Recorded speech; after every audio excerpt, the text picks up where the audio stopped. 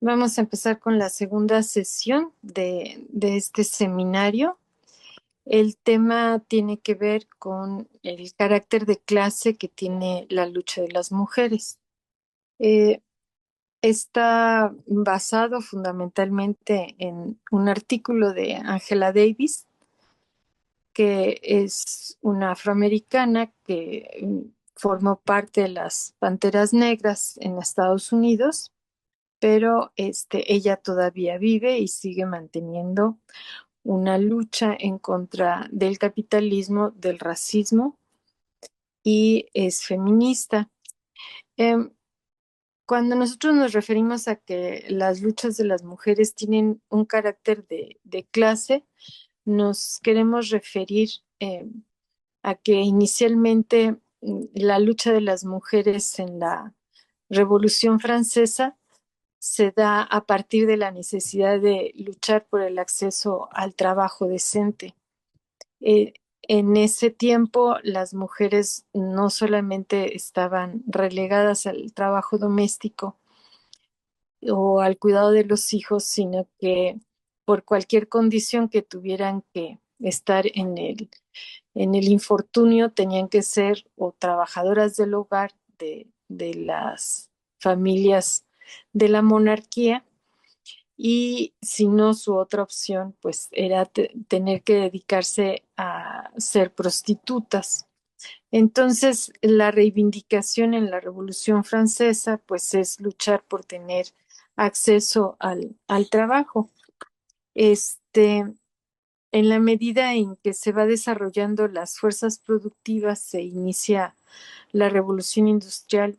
primero en Inglaterra y después se extiende a otros países de Europa, pues las mujeres se empiezan a trabajar en los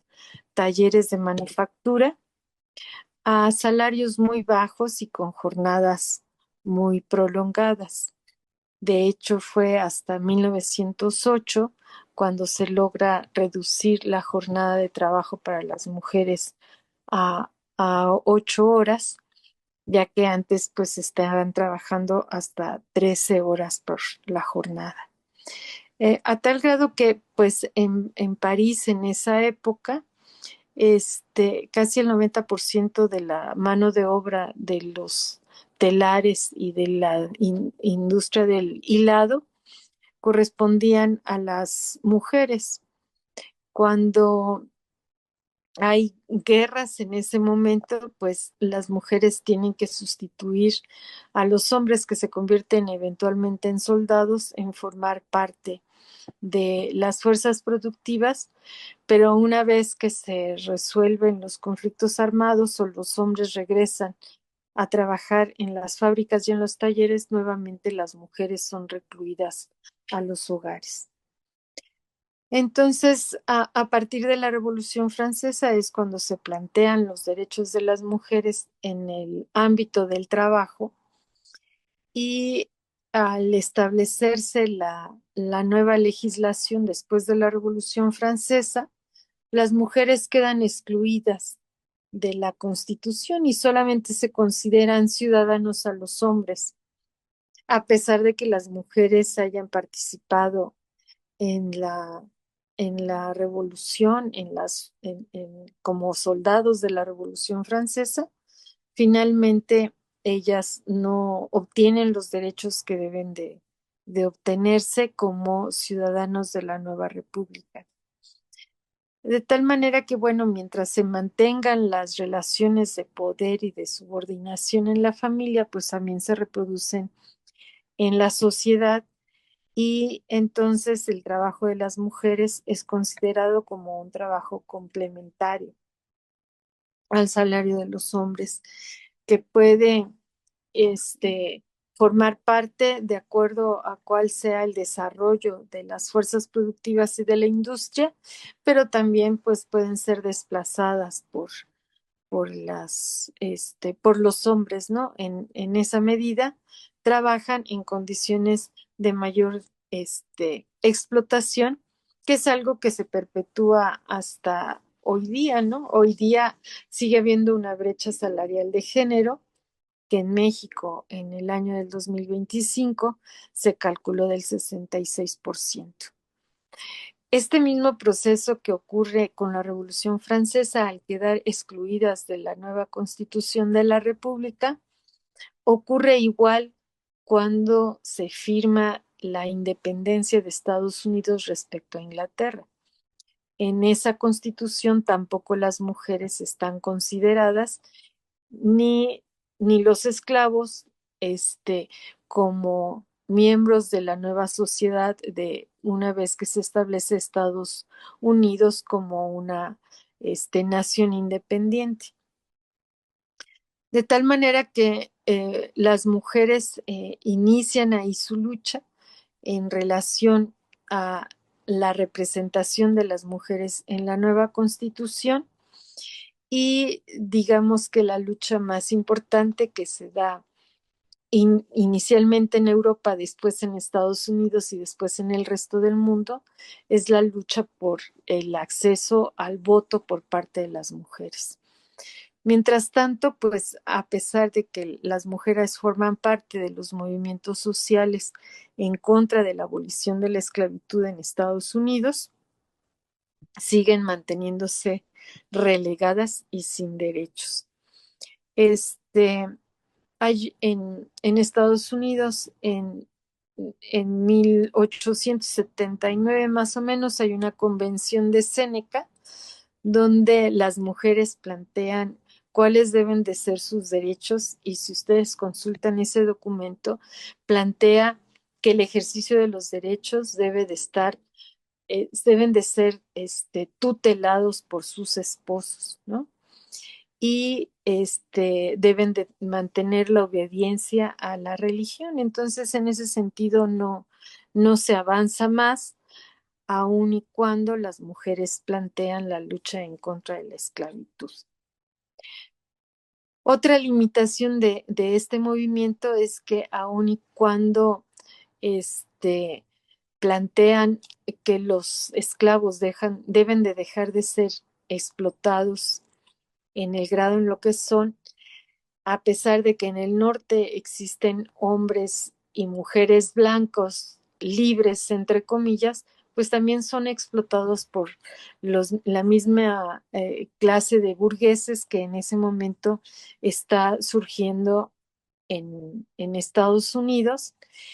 Y aun cuando comparten las mismas condiciones de explotación,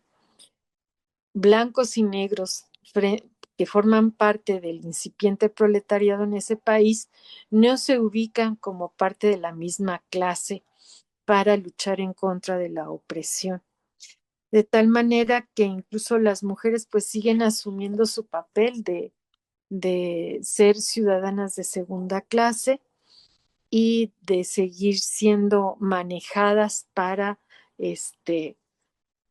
seguir el trabajo doméstico de cuidado, pero además ya el trabajo en los talleres, en la industria manufacturera de ese tiempo, en condiciones aún más desfavorables que los hombres en ese tiempo.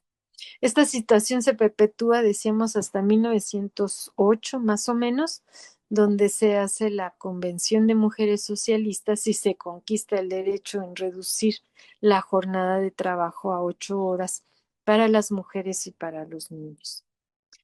De tal manera que en ese tiempo el valor del trabajo masculino depende del valor del trabajo femenino,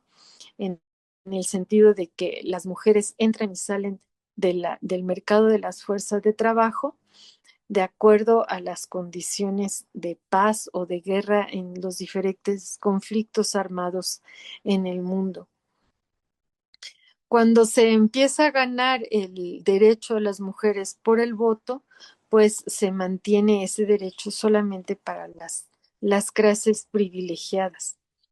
Con eso, ¿qué queremos decir? Podía ser legal el voto en los diferentes países, pero esto no significaba que las mujeres del proletariado o las mujeres negras o las mujeres que eran esclavas podían ejercer su derecho al voto. Entonces, esa lucha por el sufragio femenino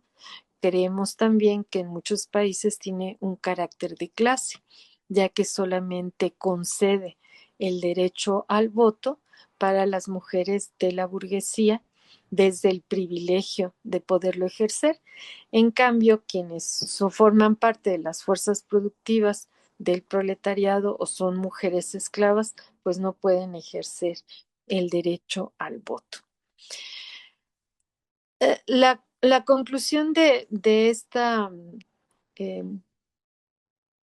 de esta relatoría sobre cuál es la historia de la lucha de las mujeres, pues nosotros lo que queremos poner el acento es que para que la lucha de las mujeres resuelva las demandas del conjunto de las mujeres, fundamentalmente que son trabajadoras y explotadas, debe de tener un carácter de clase. Entonces, no se trata de pedir solo la igualdad, ¿no? En términos jurídicos, ¿no? O en el sentido de que se salvaguarden los derechos o las libertades políticas para hombres y mujeres, sino que esas demandas que pueden estar dentro del marco de la lucha de las clases medias, de los sectores medios, es una parte de la lucha de las mujeres. Para nosotros, la parte más importante de la lucha de las mujeres, que tiene que ver con un carácter de clase, es aquella que garantice para todos los hombres y las mujeres el acceso al trabajo para que sean entes independientes que no tengan que estar subordinados a relaciones de poder o que garantice la independencia económica de todas las mujeres. Entonces, en ese marco, la lucha por el trabajo, pues también tiene que ver con quién es el beneficiario del producto de ese trabajo. Entonces, si nosotros nada más nos quedamos en exigir igualdad de condiciones o igualdad de condiciones de explotación entre hombres y mujeres, esto no asegura la emancipación de la mujer, porque va a seguir manteniéndose la familia desde el sentido de vista del patriarcado, en el que sigue condenada al trabajo doméstico y el trabajo de cuidado. Y esto, aun y cuando tenga acceso a un trabajo precario, pues no representa su emancipación. Entonces, analizar la lucha de las mujeres a través de la historia, pues nos deja claro cuáles son las reivindicaciones que hoy debemos de sostener para plantearnos efectivamente qué necesitan las mujeres para ser libres. Y eso no implica solamente la igualdad de libertades políticas y democráticas frente a los hombres, sino que implica la emancipación en el sentido de que su trabajo nos sirva para enriquecer a los dueños de los medios de producción. Y entonces ahí ascendemos a un nivel superior en el sentido de plantear no solamente el acceso al trabajo, sino que el producto del trabajo sea distribuido socialmente. Y entonces el producto del trabajo no sea para enriquecer al patrón, al dueño de los medios de producción, sino que el producto del trabajo de hombres y mujeres tenga como objetivo producir un bienestar al conjunto de la sociedad. Y entonces ahí es cuando hablamos del carácter proletario de la lucha de las mujeres. Entonces, esta fase que entendemos en la historia viene siendo ascendente, pues también va acompañada de cómo van evolucionando las fuerzas productivas, no solamente de las mujeres, sino de hombres y mujeres. Entonces ya no solamente se trata de tener condiciones para defender de manera colectiva las condiciones de trabajo como sirven hoy los sindicatos, que no son charros, por supuesto, sino que además tendríamos que ascender a un nivel superior donde el producto del trabajo sea para beneficio social y no para un beneficio privado.